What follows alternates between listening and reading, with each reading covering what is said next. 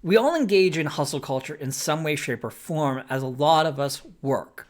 But it doesn't have to be in the way that we've seen it so many times before. It's about time we all change our relationship to work, and this video will help with that.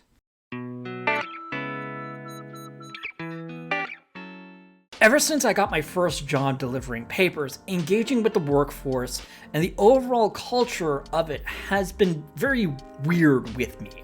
For starters, I started delivering papers when I was 13 years old, well before you would typically be working. In addition, instead of switching off and working at a fast food joint or as a barista when I turned 16, I just kept my paper route instead. And ever since then, my work experience can amount to temporary positions through co-op programs, a few sales jobs, diving into network marketing, and now to freelancing and balancing this side project. But most importantly, all throughout that time, I was exposed to something that a lot of people in the Western part of the world are exposed to: hustle culture. Oh shit, here we go again. In the years with my paper route, the reasoning made sense to me.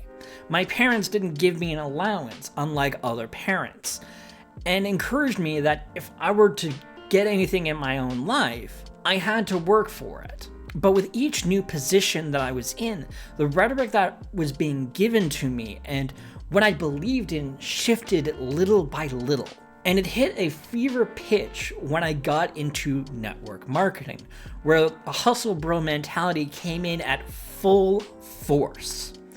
I was told that capitalism was easy to game if you're willing to put in the work. Hustle bros were talking about their fleet of Lamborghinis and how if you haven't gotten one yet, you should seriously be thinking about getting one. My goodness, what an idea. Why didn't I think of that? If you didn't make it in the Forbes 30 under 30 list, then you were destined to be a mediocre and be forgotten, and should be kicking yourself until you get into that list. The list goes on and on about the various ideas that were pushed to me about hustle culture, enough to convince me to try it out at the very least, and buy into what was being told to me, only to immediately abandon all of that. Not because I was lazy, undisciplined, or lacked the hunger to be better, but because the rhetoric and the whole idea of hustle culture was nothing but one big lie. Millennials like myself at this point have rejected the overall idea of hustle culture, as years of hustling have amounted to mass burnout, work addiction, and work that's just unsatisfying for a lot of us. But it's heartening to see that Gen Z have already started rejecting this idea of this culture as well. And it's easy to see why my generation and Gen Z are rejecting this culture. There is so many things that are wrong with this way of thinking that I could be talking about the flaws, absurdities, and the hypocrisy for hours.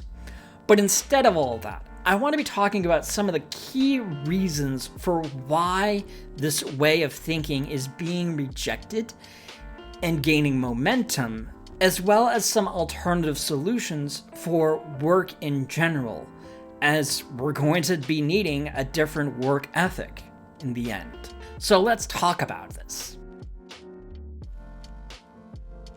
One of the first things I notice with a lot of hustle bros is how they are people like me. No, not lazy or weird, but white.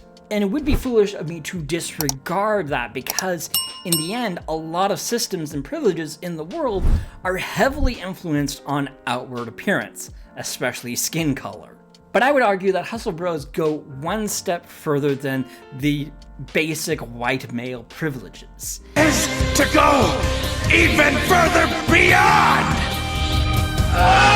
In particular, there are the kind of hustle bros that have already had a much further head start than the average white guy. They are the kind of people who would get a job from their parent and get paid fully to be about as half productive as any other person would be in that position.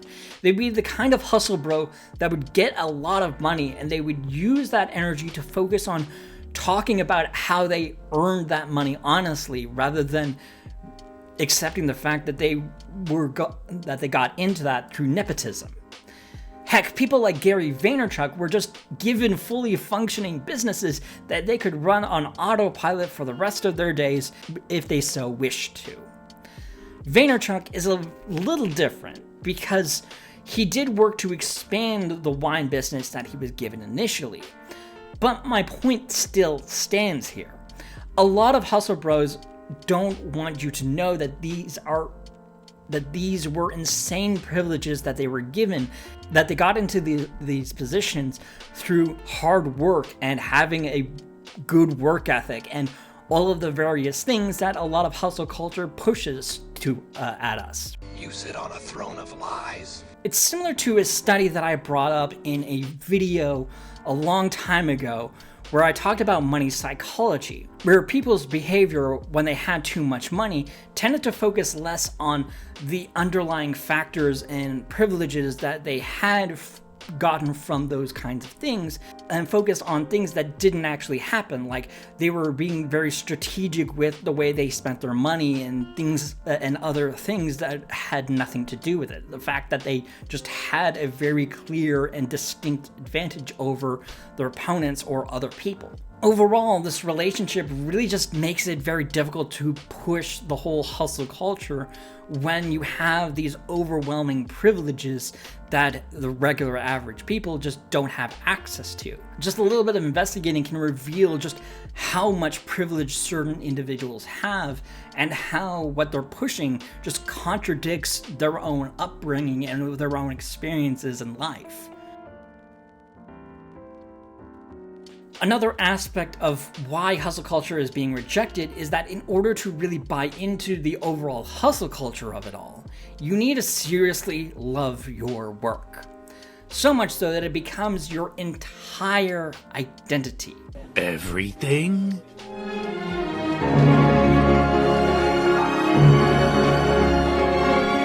To hustle bros, work is just as important as the money that they totally did not earn. As such, for any person that doesn't have an incredible amount of privilege is subjected to being gaslit into work driving purpose.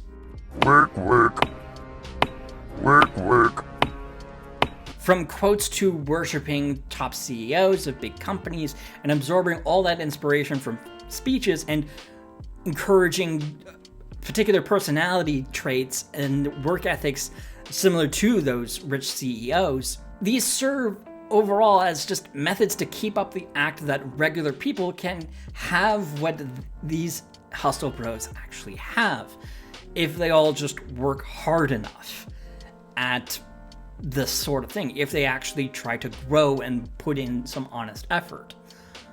All the while, reality proves time and again how wrong this approach is, and applying the hustle culture mantras and ideas into practice. Sometimes it doesn't just work.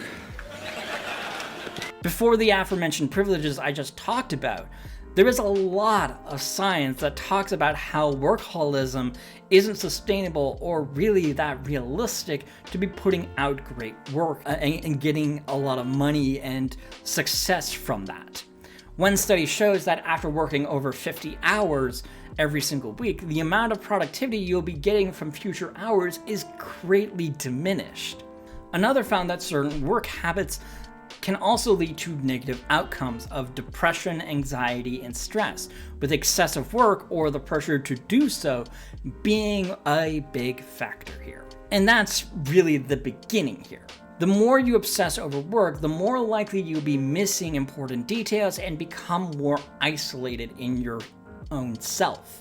Capitalism at its core is all about that, as even success stories are often framed as a solo job, despite plenty of people throughout the journey helped and enabled that success story to happen. to think someone is truly self-made. And the perfect example of hustle culture is utterly ridiculous. You serious? When we consider what kind of work they actually did and the efforts that they actually put into the work that they did. This brings me to another really big point about hustle culture. Yes, there is the overwhelming privileges that people aren't talking about. Yes, there is the whole shoving a hardcore work ethic in your face to gaslight you into thinking this is what a lot of successful individuals do. But there's also the fact that people can just lie about their earnings and their overall status too. It's not that difficult to look stable and successful in front of guys on social media by simply filtering how you present yourself online. You can chat up a cute girl and take a few selfies with them and go on social media and pretend that they are your girlfriend. It's not even that challenging to print fake bills or even rent a Lamborghini for a day to show off your incredible status or wealth. Why spend millions of dollars when I could just rent one for a fraction of that price? Stupid hustle bros thinking that you have to grind like a madman in order to get a Lambo. Come on. My point is that the more that you spend time thinking about it, the more out of touch people who follow this creed actually are. Bro, what are you talking about, man? And the more that you poke at the various inconsistencies and what they're asking of you, the more absurd the belief structure is. It's similar to the addictive feeling that is pushed by the law of attraction and the New Thought theory, where the solution to life's problems are presented in such a convenient way. What does that have to do with it? No, he's got a point. The only difference is that with hustle culture, the cult-like mentality is unraveling a lot faster than the New Thought theory because work plays such a major part in our own lives.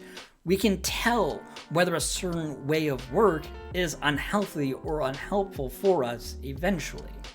And from there, we can recognize that a shift in our work behavior is in order. So let's talk about how we can shift it. For all the faults of hustle culture has, it did bring a sense of stability in that it is a work ethic that you can adopt. It's not a healthy one, but it is still a work ethic nonetheless. Thankfully, there is plenty of methods and avenues to be approaching work that many people have talked about. This channel has also covered some of those things, with slow productivity being one of the more recent ones that I encourage you to check out. But broadly speaking, as I've said plenty of times before in productivity articles and talks about hustle culture, it's important that your work ethic and how you work is something that you create and hone over time, rather than stick with whatever is being given to you immediately without question. It's why I abandoned hustle culture almost immediately after I tried applying it in my own life. I got burnt out very quickly and realized that I have a particular workflow about me and that I should try to find it. I also need to create a certain work environment for myself in order to thrive, and that environment has nothing to do with what hustle culture is all about and is trying to push. It just doesn't work with me. Whatever game you're playing, it won't work. You can't defeat me. No, I know. But getting into the more specific things that I've done that have helped me get into a proper workflow and have a better relationship with work are things like the following. I've stopped using rich and successful people as overall role models to look up to and to aspire to become. Furthermore, I even looked into those individuals and figured out why they're also significant figures. What I found was less of them having specific qualities that I should aspire for or values that I should uphold, and more like they were just buddies with some rich people that got them into the positions that they're in now. I also discovered my path into getting myself into a state of flow. The intense focus that can stem from this is far more sustainable and helpful to you, since it tends to come from something that calms you and isn't anything overly intensive that hustle culture tends to push. For me, it's listening to music, but for others, it can be drinking a particular beverage, smelling certain smells, or maybe starting the day with a particular habit or work task. Whatever the case may be, engaging with that will help, and figuring out what that is something that you should be doing. I also gave myself boundaries for my work as well. If I find myself getting stuck in circles with my writing, I've gotten into the habit of just stopping it entirely and doing something else instead for just a little bit, whether that's stretching or getting a drink of water or whatever. All of this is further emphasized by refining your own work philosophy, as I've refined mine over the years. What it means to hustle to me is quite different from when I initially started working. I've stressed to myself how important it is that the tasks that I'm doing are ones that move the needle forward the most, and to focus my time on those particular tasks rather than trying to load myself up with all kinds of random tasks just to make myself feel good about it. Like with all things, these systems are not perfect. There are days where even this strategy falls completely apart on me, and I spend too much time thinking in circles, or it takes far longer for me to finish a task. The difference maker here is that when that actually happens, I'm not beating myself up about working hard or not doing enough. I ease myself into a state of calmness and understand that this is just part of my workflow and it happens. It all comes down to what I've said plenty of times before in a variety of these videos. Make your work your own. Make it all personable to you. Because at the end of the day, the best person to know how you work and what helps you in getting things done is yourself. And figuring out the more personable approach is going to be more helpful than you realize, as engaging with it and making that happen might actually make work fun for once. So give it a shot. Thank you guys so much for watching the entirety of this video. It would really mean a lot to me if you clicked on the like button and also subscribe to my channel if you haven't done so already. I love you guys.